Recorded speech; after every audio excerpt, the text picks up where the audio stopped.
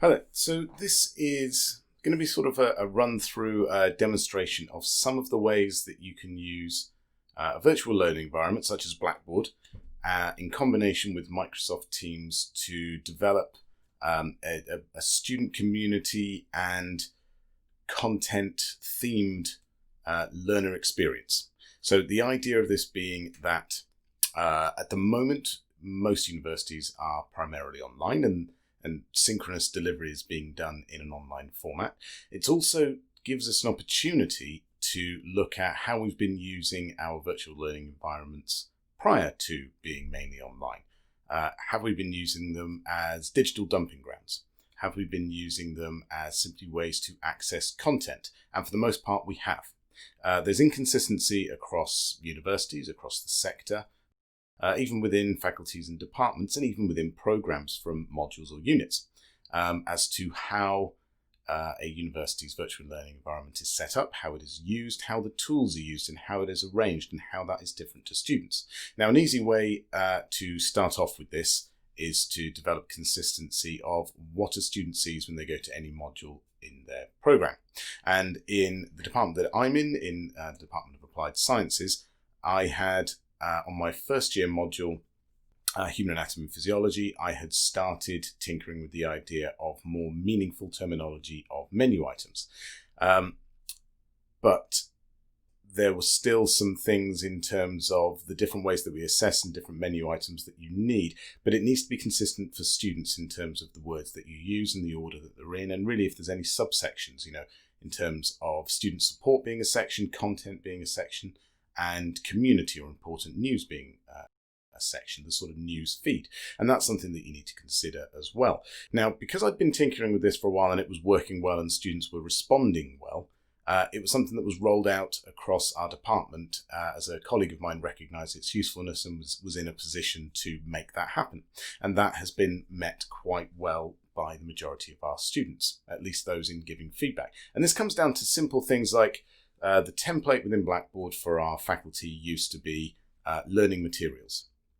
And people would change this to lectures or files or reading materials or whatever it might be, lecture handouts, that sort of thing. And it was very confusing module to module. Where exactly did you go to find certain things? So by simplifying things to learning materials semester 1, learning materials semester 2, or just using learning materials on every module and having everybody call it the same thing. Having a folder for assessment, not having one for exams and one for coursework and one for submission and one for information. That can be confusing as well, and it makes things very cluttered. Now, there's a huge amount of functionality within Blackboard. I'm a very strong believer in platforms are important. The tool is important in terms of what you can deliver. But it's still very much like pedagogy, like good quality teaching comes down to the individual, and also it comes down to the individuality of the topic, the subject, the discipline. English is not the same as science. Science is not the same as law. Law is not the same as nursing. All these different areas, applying blanket standardization of how to set up a virtual learning environment without considering the nuances of the discipline can lead to a poor quality student experience. And of course, it's not necessary, because a student that is studying nursing is not studying law. They do not need to have access to things in law or business or economics or engineering. And therefore, as long as you're consistent within the discipline so that the language is the same to the students, the interface is the same for the students, no matter what modules they're doing within that program, you don't need to worry about stepping out. And so standardization isn't really the way to go. It's all about consistency. But having consistency where you're not taking into account the fact that my modules have their assessments entirely online.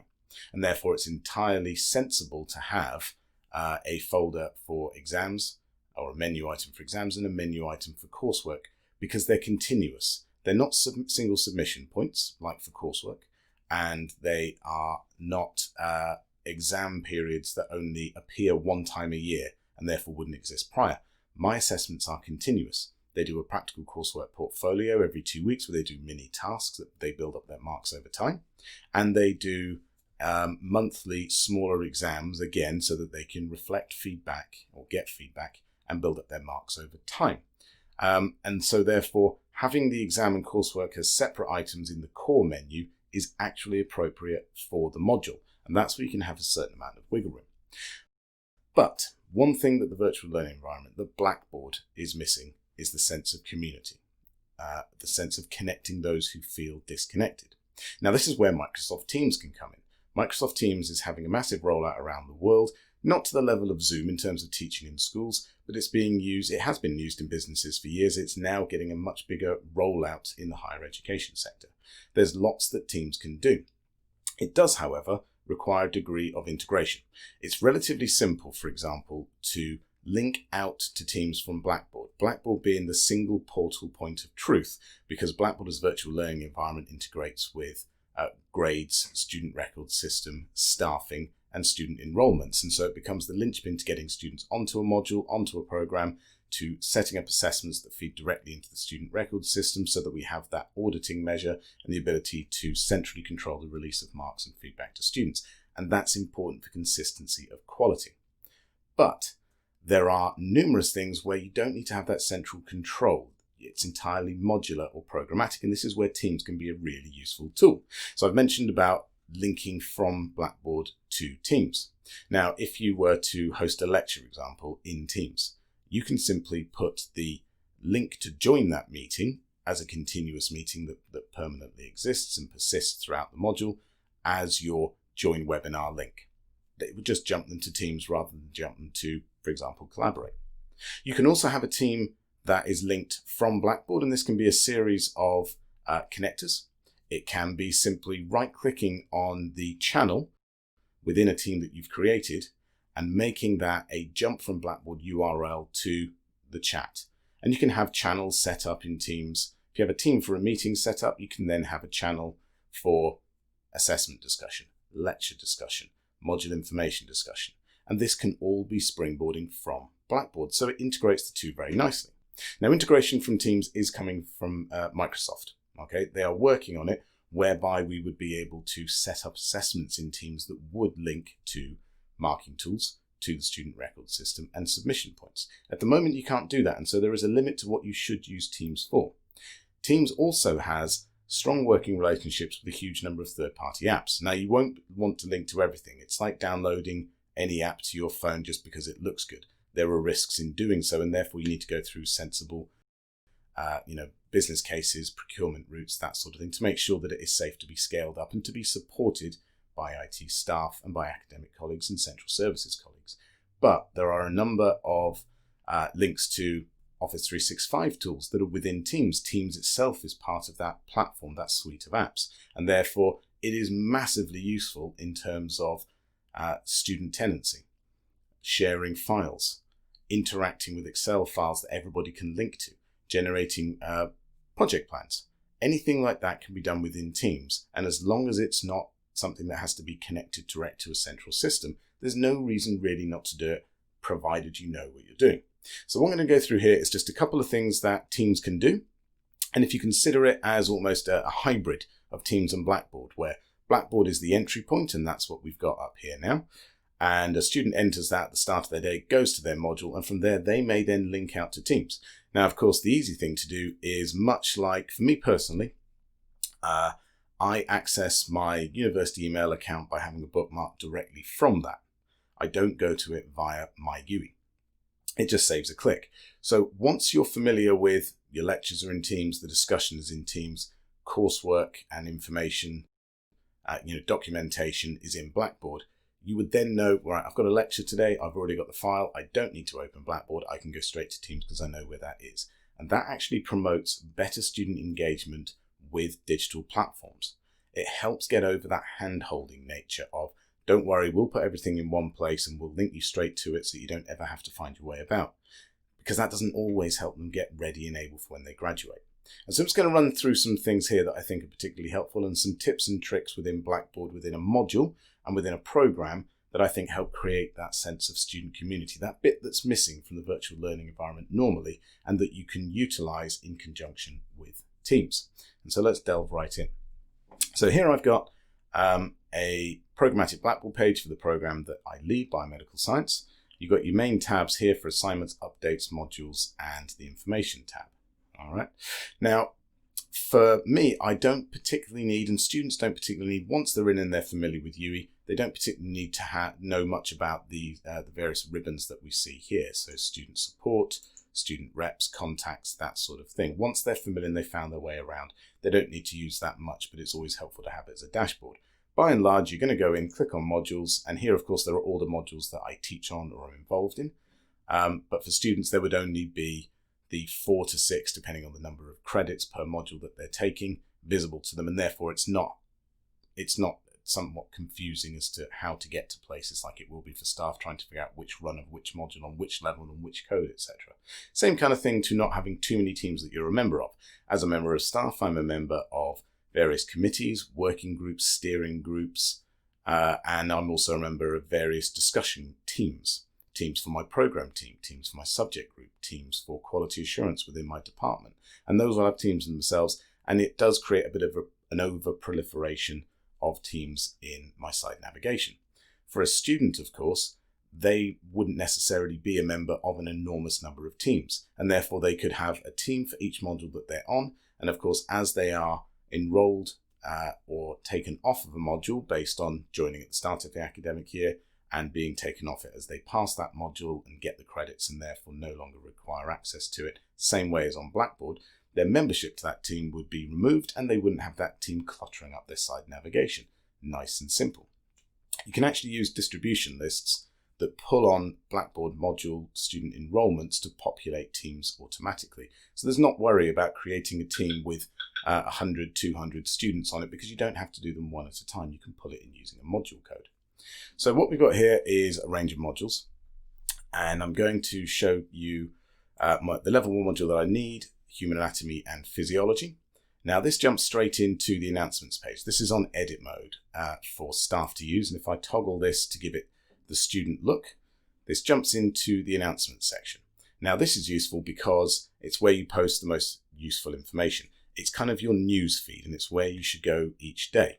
You can of course do that on program page as well, and I'll show you that in a moment. What I do personally as a module leader is videos. I add videos using Kaltura Media, but you can do them in anything. You could put them on a Panopto and link it in. You could do an upload using your webcam. You could do a YouTube recording and then put the link as an embedded item within the course. And I'll just show you that very quickly as to how to do it. I find it far more friendly, personable. It provides context and tone and really tells them a lot about me by having a video rather than just text to read. One thing that I do within the videos that I put up, the announcement videos, is adding captions. And that's an important part of helping with accessibility. So for an announcement, I'm going to do a video and I would give it a title.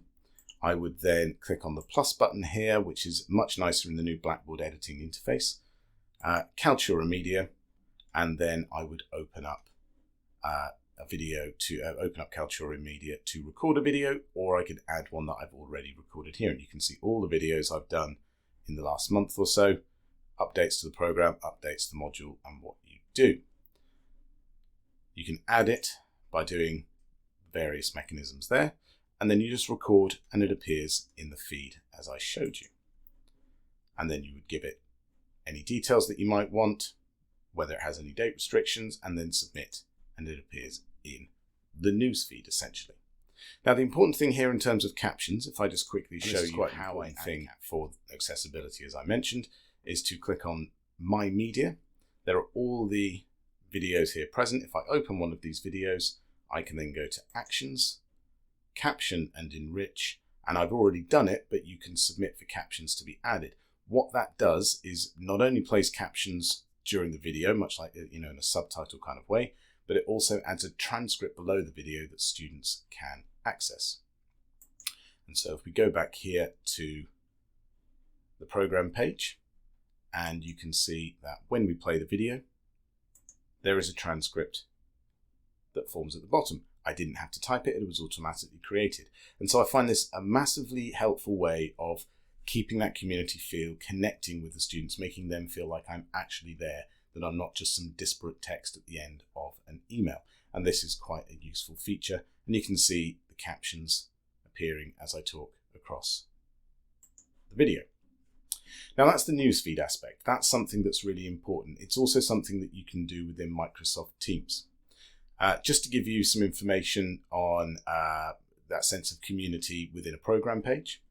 And if I turn edit mode off again here, we've got my program page for biomedical sciences broken up into level 1, level 2, level 3, foundation level, and then things to apply to everyone. So using different titles to suggest almost drop down menus of things, but it's all present there and any students can access it. You can, of course, create groups of students, and it's actually very useful if you want to directly email one group of students, one level of students. If you have a group there, you can email that particular group, and therefore you can pull in information by choosing, for example, a program compulsory module where only your students are on that module and there aren't any other courses, and you can create a group from the student enrollment on that Blackboard module, and therefore you can email them from a program page just to that particular level so that you don't confuse levels 1, 2, 3, whoever it is that you might be emailing. Within course information for each level, I then have different information for each of them pertaining to module options available to them this year, particular things about their level in terms of their progression. The idea of thinking of level 1 and 0 as new students transitioning from different education. Level 2 is more your progressing students, those that are often left out in the middle, and helping them progress and improve. And then we're getting to level 3 students, which is very much your sort of exit point where you're helping them find their way into the future. And I think nuancing the information that you provide at level within a program page is very important in making sure that they feel like a valued cohort of a year group. And that's quite important here. Similarly, I've done a video here to convey the importance of the NSS, to really help them out and just ask them to complete it. And that again gives very much the me about things, makes them aware that I care about their voice. And then we have careers information here for their level in particular, workshops that apply to them, as well as the course structure so that they know what modules are on this year that apply to them and what their other options might be or might have been. And that's quite important from program to program. Just going back to the level 1 module, and we can see here that we have module information reading list, your basic course material, stuff that you do need in that digital dumping ground. Then we have learning materials, which, although it's a year-long module, it became a little bit unnecessary to semesterize the content. There's no reason at all that we should be treating things as separate, particularly when there isn't end of semester exams on this module. I want students to be aware of the various topics coming up across the year. And so we go into learning materials here, and I just have a folder for each week. And particularly for those that I'm giving, I tend to have little icons to give an idea of what it's about. I have explanatory videos, and then within each folder, this is as far as it goes. It's just a couple of clicks. We don't want to go down the rabbit hole with clicks where students lose interest. And so here I have information about the particular lecture. I've got access to the handout, both the PowerPoint and the PDF. I have the webinar recording that's been pulled in from Panopto. And this is just the link to that specific one rather than sending students to Panopto and having them find it. I had a link to join the webinar here as well as over in the course menu so that there was no real way of getting lost on your way in. And I always provide a formative quiz for students to do after my lecture. That's really all there is. One thing that we are noticing increasingly is in our best efforts to make students feel supported in a very unfamiliar online world, a number of academic staff are putting up pre-reading, post-reading activities to do at home, supplementary and supportive information. And we genuinely thought that we were helping students feel more connected, more that they weren't just attending a lecture and then writing up notes. What it actually suggested, however, was, and this is from feedback from a lot of students through student rep staff forums, is that, as well as anecdotal, is that actually they feel like they're compelled to do it, that if they don't do it, they're going to fall behind. And this puts unnecessary and overwhelming burden on students to do extra work that normally we wouldn't ask of them. We recommend textbooks, we recommend chapters and videos. We don't say to them, this is stuff that would be useful for you to read beforehand, because it suggests to students that maybe if you don't, you won't understand what we're going to do. And if you don't read the post-work or do the post-work activity or do the homework, you're not going to get a first-class degree. And that's not the message we want to send. That's not the kind of community we're trying to do. And so what I try to do is provide the material necessary for the teaching session, and then supplement it with things like quizzes, but also drop-ins, tutorials, discussions, that sort of thing. It's all about making the live delivery session as engaging and dynamic and useful as possible, not something that becomes a passive learning experience, because then you do feel compelled to provide them with things to do after the fact. And so again, pedagogy comes down to the individual and the teaching style, not necessarily about standardizing what we provide for students, believing it to be the same for everybody. I then have the assessments area. And as I mentioned, I have continuous assessment. So I have explanation for the exam and the coursework. I've then also actually provided as a little extra an Outlook calendar that has when all the monthly exam dates are and when all the various tasks for the coursework are going to become available. Students can add this to their Outlook calendars as a separate iCal download, and therefore they're always aware as to where there's something to do so that students don't get lost, and that's something new for this year.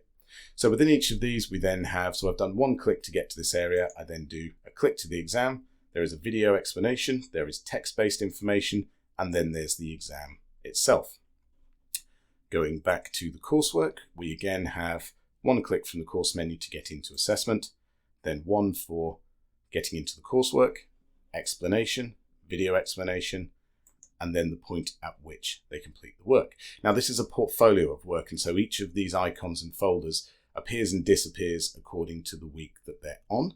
As you can see, there's different availability dates, and each one has the mini tasks within it to do. And so it's very difficult for students to get confused because it's ECG week. This is the only one they can see. And there's instructions here about which ones are included within. As they go to that folder, they would then see that the tasks have all completed. And so that's work that's done, nothing else to worry about. As we go into, and you see here I've got the dividers. So this is newsfeed, community, course information, the content, and then the supportive stuff. Here's the teaching team. Here's the topics that I cover. Here's my colleague Tim, Kath, Rianne, what their areas are, what their roles are, senior leader, lecturer, and module leader. Tips on study skills and planning is another section for how to use the digital tools we've got, how to plan your time, what your assessments mean, all this sort of stuff. We then have the online learning skills to the library. Now, before I move on to Teams, just to go over some of the integration that you can do with Teams. So here I've sort of demonstrated it's possible in a semi-clunky way to do newsfeed, content, and supportive. Nicely, simply laid out. What I could add here is a subheader and say newsfeed, content, supportive, or support. That would be a way of directing their attention easier. Of course, the other thing you can do is you can use this in Teams, and you could link to support in Teams, Teams group discussion, in menu items here so that it links out. And so I'll show you that now. Okay, so what we've got here is what I call my sandbox team.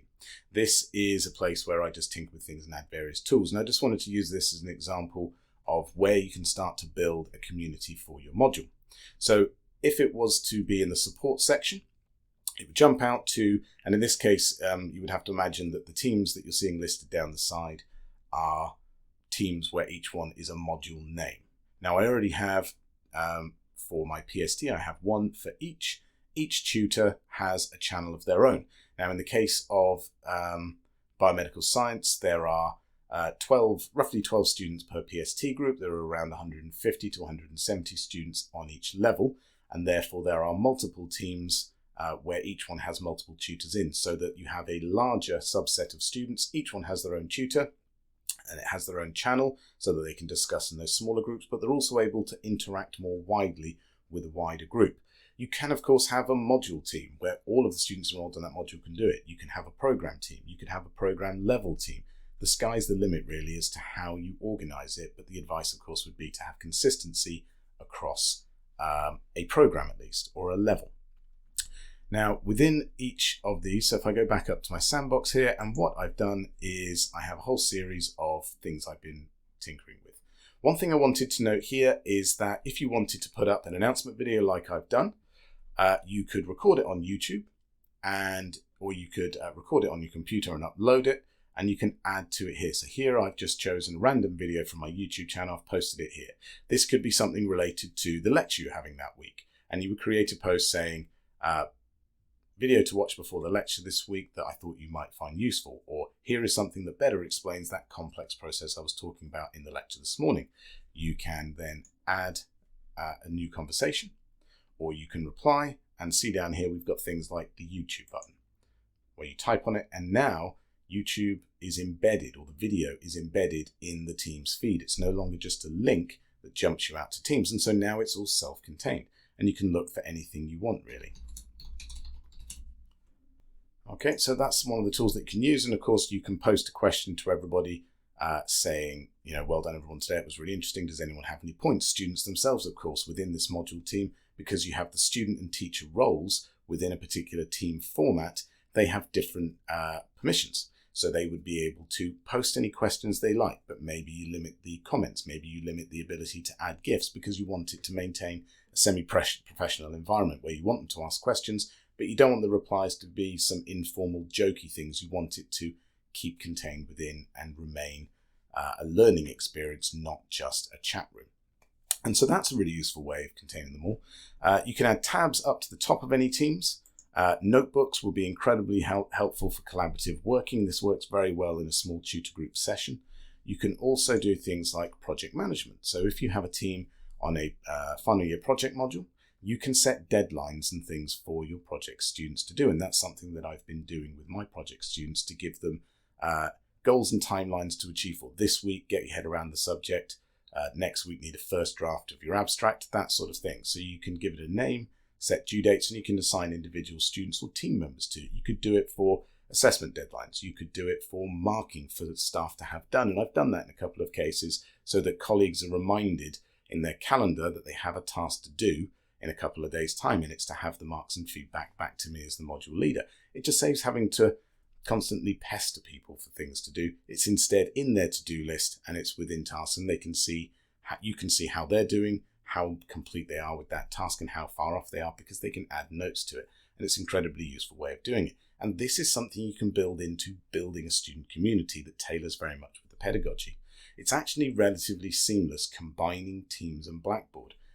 It just all goes down to, as with any platform, no matter what it looks like it can do, learning how to do it.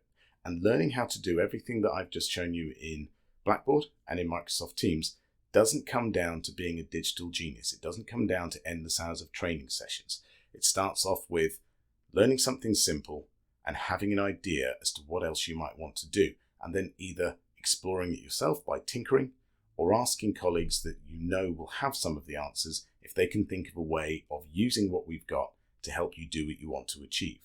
Expanding the toolbox using the vast array of functionality in the platforms that we have. It doesn't have to be a digital dumping ground. It can indeed be a place where great things can be done using the tools that we have. We can build tools, we can develop tools, we can get third-party apps to do particular things such as polling, sign-up lists. Sign-up lists can be done with Microsoft Forms and Qualtrics, and those can be embedded in Blackboard or Teams. You can have live feeds from a Microsoft form to an Excel spreadsheet, constantly collecting data, and that again can be embedded in a tab in a Microsoft team, which in turn is embedded within Blackboard or linked to from Blackboard. And so there's a lot of potential, and I just thought it might be useful to run through a couple of things with you and just show how we can develop community, content, and support using just two simple platforms and building on our expertise that we have. Hope you found it useful. Thank you very much.